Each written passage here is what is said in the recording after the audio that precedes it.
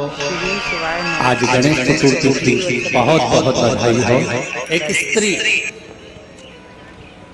जितने पूरे विश्व में लोग कथा श्रवण कर रहे हैं, देश विदेश में बैठकर भक्त इस पवित्र प्रांगण में बैठकर कथा श्रवण कर रहे हैं, वो अपने भीतर एक उतारिएगा।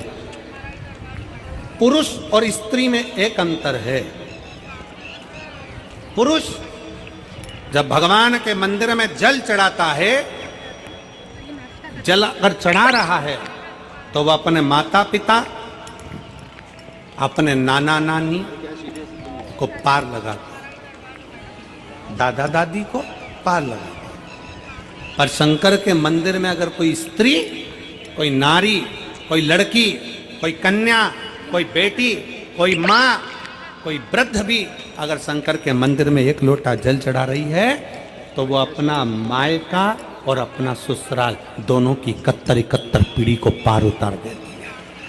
और कितना सुंदर कहा माता पार्वती जी ने भगवान शंकर से अमरनाथ की गुफा में प्रश्न करते हुए कहा कि पुरुष भगवान की सेवा में लगे, भजन में लगे, मंत्र उच्चारण में लगे तो उसका फल पुरुष को प्राप्त होता है, पर अगर स्त्री, नारी अगर भगवान शंकर की आराधना में लगती है, शिव की भक्ति में लगती है, तो हे भोलेनाथ उसका फल किस किस को मिलता है।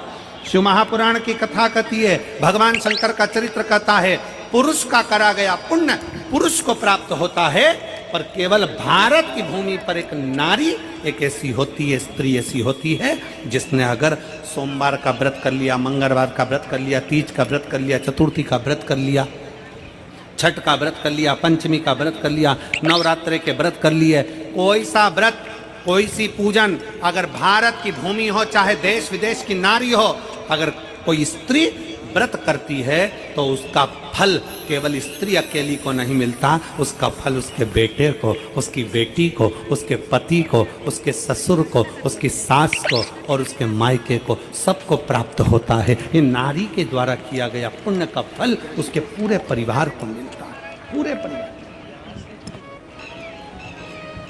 शायद आप लोगों को मालूम है कि नहीं मालूम, हमें ध्यान में नहीं है। करवा चौथ का व्रत किसके लिए होता है? जम के बोलो जरा, इधर होता है कि नहीं होता छत्तीसगढ़ में? अरे जम के तो बोलो, होता है। किसके लिए करते हो? पति की लंबी उम्र की, ठीक है। और ये पूरी दुनिया जानती है कि करवा चौथ का व्रत पति की लंबी उम्र के लिए होता है।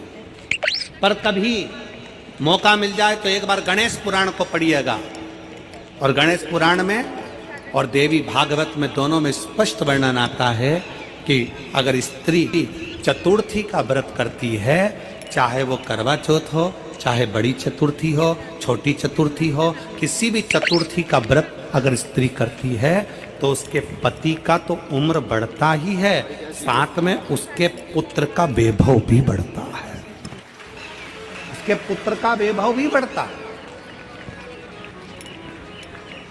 उसकी संतान का सुख भी बढ़ता है। तो कोई ये विचार ना करे कि करवा चौथ का व्रत केवल पति के लिए होता है। शिव महापुराण की कथा कहती है कि करवा चौथ का व्रत अगर स्त्री करती है तो पति की तो उम्र बढ़ती है, साथ में उसके बच्चों का वैभव भी बढ़ता है। कोई व्रत अगर स्त्री करती है, नवरात्रे का व्रत कर रही है, नवरात्रे में उपवास रख रही है, उसका फल सबको मिलता है, उसके पूरे घर को प्राप्त हो, पूर्ण घर।